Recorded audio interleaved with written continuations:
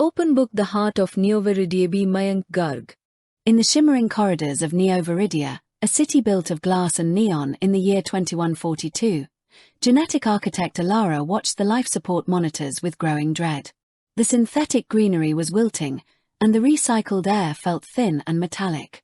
A sudden alert from a small, azure drone broke her concentration.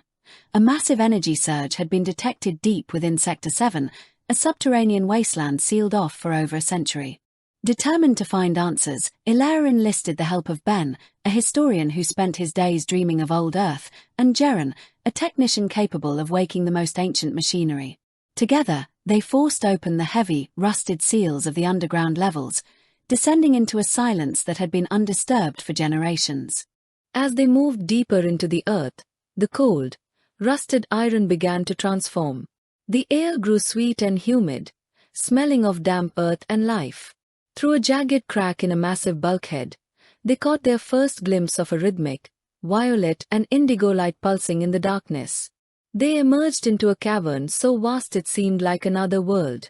At its center sat a shimmering energy dome, housing the forgotten oasis, a dense, thriving jungle of bioluminescent trees and crystalline streams.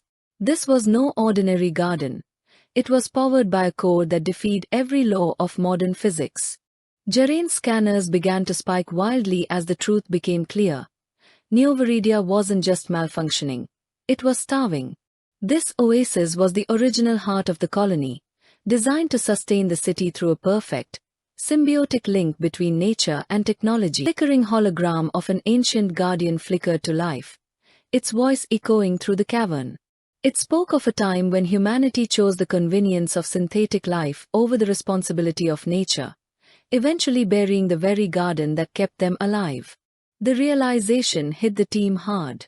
The clogged vents, causing the city's air failure, were actually the oasis attempting to reach the surface to breathe. The massive foundations of their modern world had been slowly suffocating the source of their own survival. Elara saw a way forward that didn't involve a simple repair.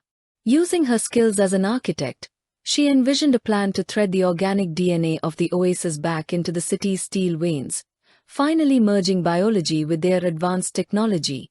Emerging from the depths, the trio carried seeds that glowed with a soft, internal light. As they began the great integration, they knew the city's future no longer rested on machines alone, but on the living, breathing roots they had finally reclaimed.